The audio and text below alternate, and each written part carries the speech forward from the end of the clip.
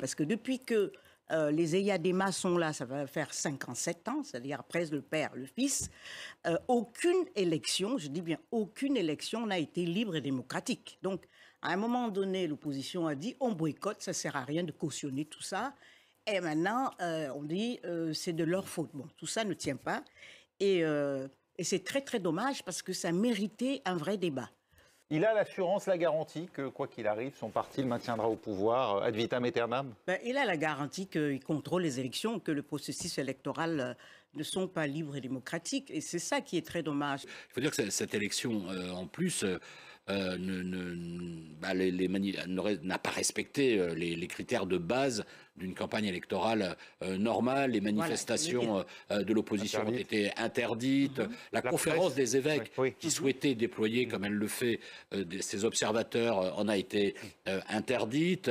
La présence de la presse est hyper contrôlée. Donc, voilà, on sent que de toute façon, c'est un scrutin qui ne se déroule pas dans des conditions d'équité et de transparence. La fraude au Togo est devenue une expertise dans laquelle ce régime s'est illustré et qui a développé toute une méthodologie.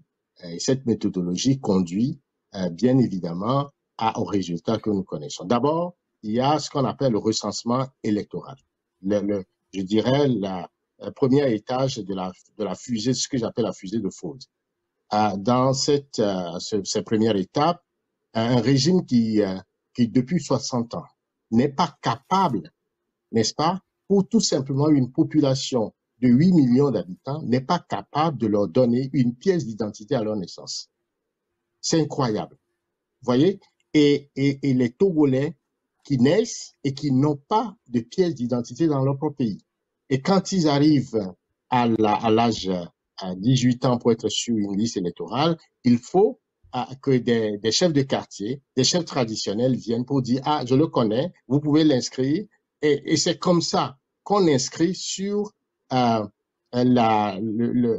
liste électorale à peu près 75% des Togolais. C'est tout à fait inimaginable. Alors, c'est un processus qui est entretenu pour pouvoir inscrire des noms fictifs, des enfants, des étrangers, et pour permettre de justifier donc par la suite des résultats complètement farfelus. C'est la première étape de la faute. Donc, le fichier électoral est corrompu. Ce fichier électoral a plusieurs, je dirais, plus de 2 tiers de ce fichier électoral et fait partie des électeurs fictifs qui a été entretenu depuis des années. Première étape. Deuxième étape, eh bien, on arrive à ce qu'ils ont appelé un découpage électoral. On fait du découpage électoral, ce que l'ANC, Jean-Pierre Fabre a appelé l'apartheid électoral, de façon à ce que, 40 000 électeurs dans la région de Kara élisent une vingtaine de députés, alors que quand vous venez dans la région maritime où il y a à plus de 2 millions d'électeurs, on leur donne pratiquement le même montant, le même nombre d'électeurs ou encore moins. Alors que si on base sur une démocratie à la base, c'est les citoyens de ce pays qui donnent le droit, n'est-ce pas, le droit constitutionnel à leurs dirigeants. Donc, chaque Togolais, un vote, one man, one vote. Mais dans le cas du Togo, on a monté toute une alchimie pour que très peu de personnes élisent beaucoup de députés et beaucoup de personnes élisent moins de députés.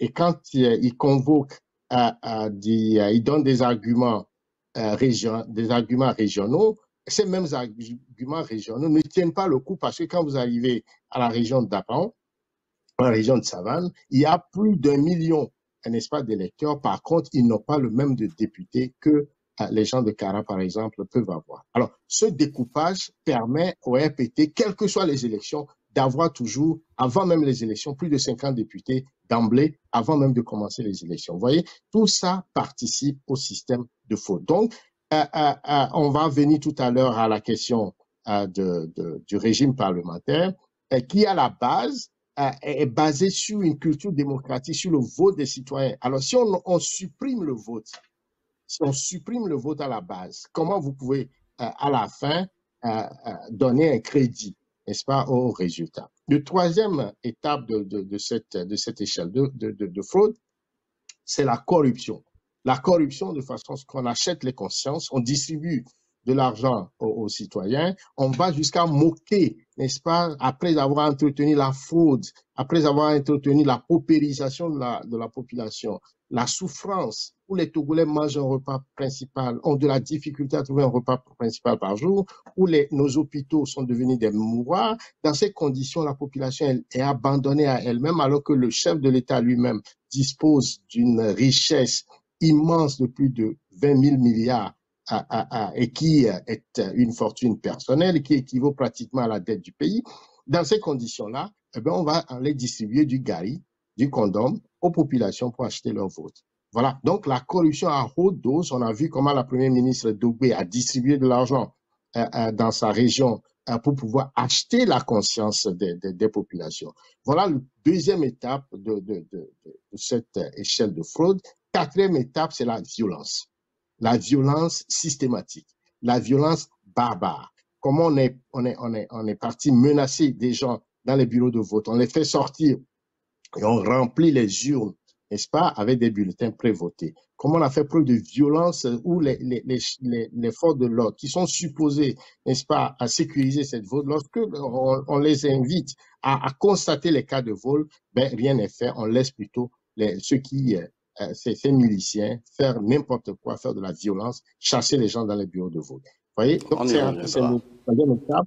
Et enfin, tout le dispositif qui est mis en place, où on refuse, n'est-ce pas, qu'à la fin d'un vote, à la fin de la journée, mais pourquoi pas, on ne proclame pas comment on appelle, les résultats bureau de vote par bureau de vote, officiellement. Si vous venez de voter dans une région, par exemple, d'Angpen, à la fin, ben, on proclame, tous les délégués des différents partis qui ont participé ont le résultat et c'est proclamé bureau de vote par bureau de vote. Non, ce régime refuse parce qu'il veut manipuler les résultats et donc il faut l'amener entre-temps au CELI, les CELI les envoient au CENI pour que tout le temps, ils prennent le temps de renverser les résultats et de proclamer ce qu'ils veulent comme résultat. Et quand vous contestez, on vous dit, ben, écoutez, allez à la Cour constitutionnelle. Cette Cour constitutionnelle qui est noyautée depuis des années par des missi dominici de régime, rejette tout simplement vos résultats à la fin. Donc, quand vous mettez tout ça en conteste, vous comprenez, Moïse, que les résultats qui sont proclamés aujourd'hui sont des résultats complètement frauduleux,